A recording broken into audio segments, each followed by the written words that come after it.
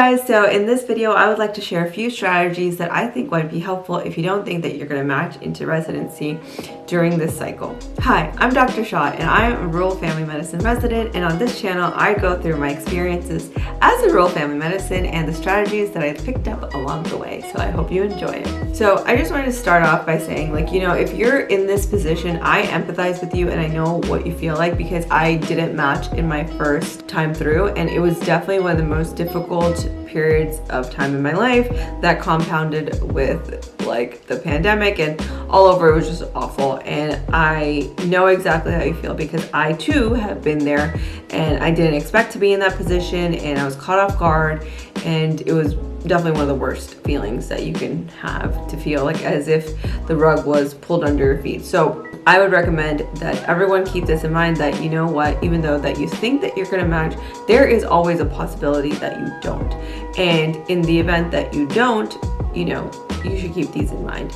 So that's one thing where you feel where you're a little surprised that you didn't match, but there's another part where you don't think you got enough interviews during the season and you do feel the odds are just not in your favor. The first thing that is important to remember is that it's not over, okay? The season is technically not over until June-ish, near the end of June. That's when the season's actually officially over. So keep that in mind, okay? The other thing is that we have to be cognizant of the reality. The reality is, at this point, midway through February, most, if not all, programs will have already done their interviews and they're in the process of reviewing the rank list. So it seems it's pretty unlikely that you would get an interview at this stage. It's possible if somebody cancels, that's always possible. But I'm just saying in most cases at this point in the game, oftentimes all the interview slots have been taken up. So it's very important to be cognizant of that, but don't let that bring you down, because there's always something that you can do. Strategically speaking, I would say that it is important to attack this situation in a twofold manner, and that is to keep the present in mind while preparing for the future. All right, so what do I mean by that? So the first thing is that when you're keeping the present in mind, you are aware that at this point, most of the interview slots have all been taken up, right? You know that, and chances of getting an interview at this stage, pretty unlikely. So what can you do right now to optimize your chances for this season? So the first thing is, if you have received interviews, I would recommend that you reach out to the programs that interviewed you, and only if you got the vibe that they would be interested in that kind of correspondence. If you got the impression, or if they specifically said not to, then do not contact them. But yeah, so that's what I would do. I would especially do this if I had my interviews early on, just so that they would remember me and refresh. And I would typically include a little anecdote or something that we specifically discussed, so that it would jog the interviewer's memory of their conversation with me. And as an interviewer this year, I think that's very helpful when interviewees do that, and it's because there's just so many applications and so many applicants. It's easy sometimes to confuse between people if they don't email you a little anecdote when they're reaching out to say thank you. So that's what I would recommend, just to make it easier. It will jog their memory, but it's just easier just to stick out really quickly. If you did not receive interviews, or you did not receive enough interviews, what I personally would recommend is emailing every single program and thank them anyways. Thank them anyways for taking a look at your application, and say that even though the interview was not offered to you at this time, you would hope that in the future they will keep you in mind for such an opportunity. And the reason I say this is because it makes you stick out, and you want to make sure that you're in touch so that programs are aware of who you are, or at least some way you stick out in some way.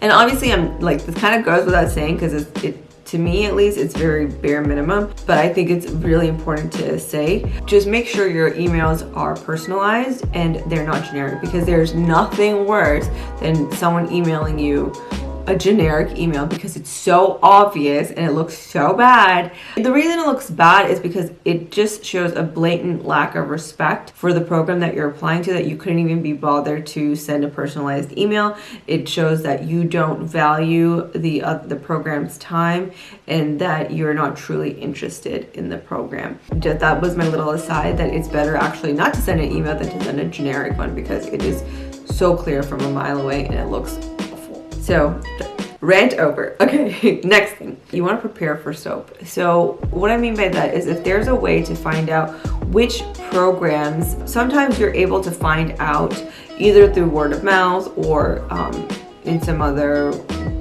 or you can find it online, which programs have had openings available during SOAP. So if you are cognizant of which programs they tend to be, then you have a little bit of a heads up, because SOAP is honestly such a stressful process and you don't have that much time and you're dealing with a trauma of not matching. So if you can optimize for that, that's the best thing to do.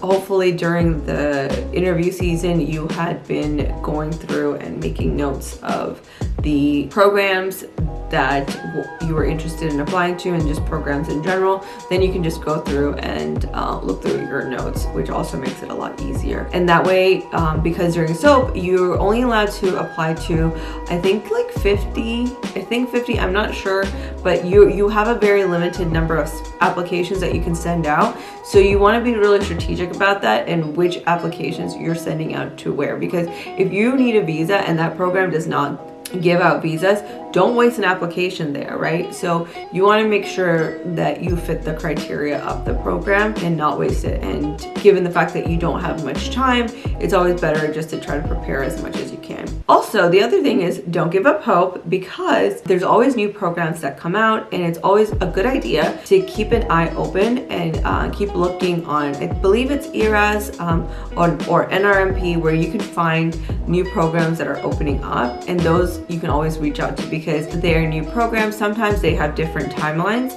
so you may be able to use that to your advantage this year. So that's what I would suggest to do. And that is my recommendation of things to do in the present to optimize your chances for this year.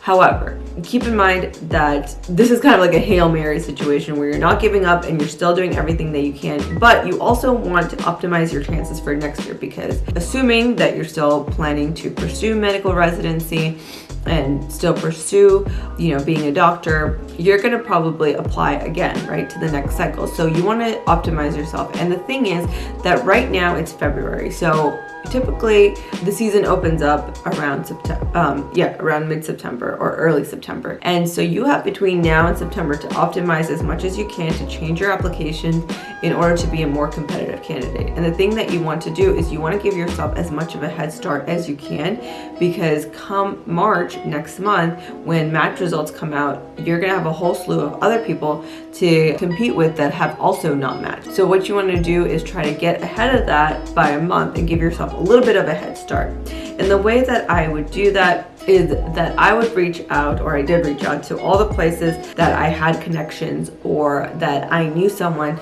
to keep me in mind for next year, and ask them if there was any way that I could get involved and do an elective or do an externship or do something where I can show my skill set to them in person. So that's what I would recommend doing. Just reach out to programs, because a lot of times these programs, especially now, I would imagine with COVID, it's really hard to schedule something in person. So I would recommend doing that sooner rather than later, so that if they do offer it, you're at the top of the list. All right, so that's the first thing.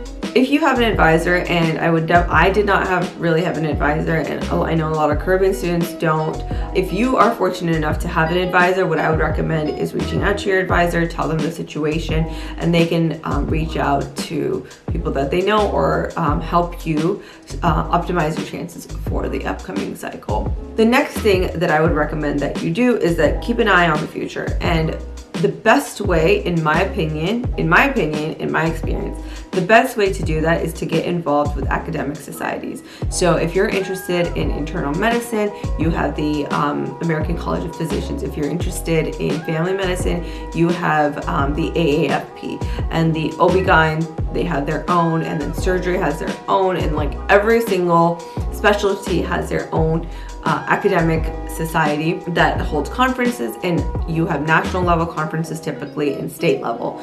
So what I would recommend doing, and what I did, was that I reached out to the society that I was interested in, AAFP and ACP, and whichever one that you're interested in, and asked to get involved in whatever way that you can. And they're really great for, like, at least from my experience, like the societies are always looking for people to get involved, and I would say get involved at some sort of leadership level where you have the opportunity to meet people, because just being a member doesn't really mean anything. Like, okay, cool, great, gold star, you're a member, yay, doesn't mean anything. So try to get involved with some sort of committee or a way that you can network and meet other people, so that you have a little bit of a leg up and you have more time to try to get an in-person rotation or something, so that you can essentially set yourself up in the best way possible for the upcoming season.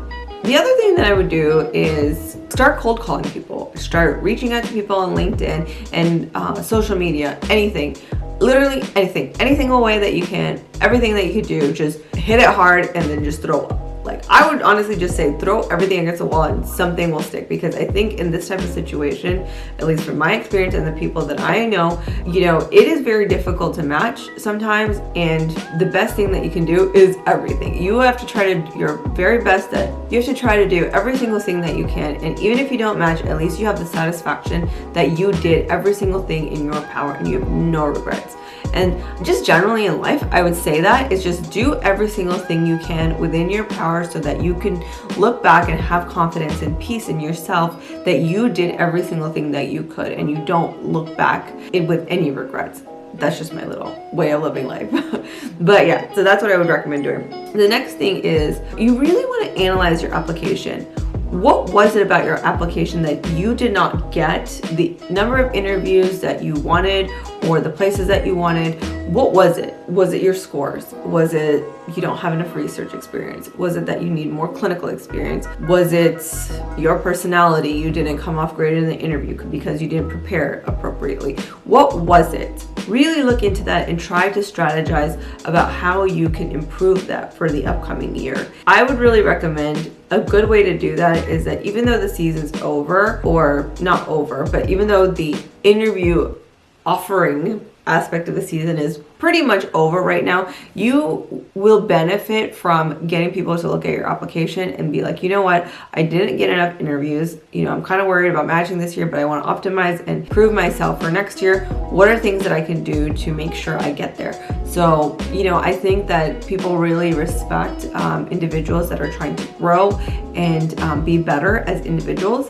At least that was from my experience, that whenever I reached out to advisors or reached out to my attendings or reached out to people that I considered mentors, they always tried to find a way to help me out with that. So that's what I would really recommend, is try to analyze what is, what needs to be optimized in your application and optimize that. And the other thing is that, like I kind of touched on this before, but you will always have new programs opening up. So what you want to do is you want to just regularly, honestly, on a daily basis, I would say, truly look up to see if there's been a new program, because I can guarantee you a lot of other people in your situation are doing the same thing. Regularly, like daily, look at to see if there's a new residency program that you feel that you can apply to, that you fit the criteria for, and apply right away, show interest, hit it hard, go full throttle 100%, because you do not want to be messing around and being complacent.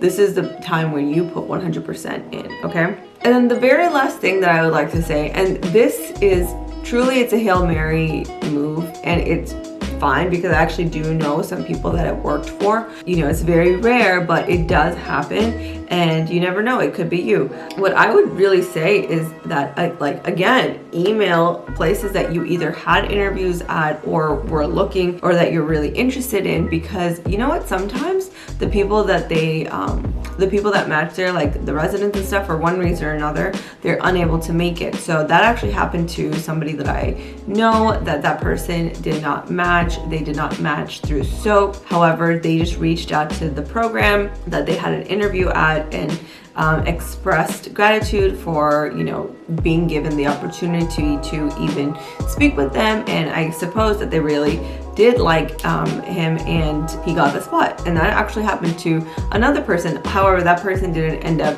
like, you know, getting that interview spot just due to visa reasons. However, they did get an offer, you know, have a second look, because the resident that did match there was unable to attend. So you never want to give up, because you know what, it's not over, okay? And you're gonna be great, you're gonna be fine, whether you match this year or next year. You got this. So just go out there, figure out what you need to do, and just go ahead and do it, okay? There's no substitute for action. You got this, you're amazing.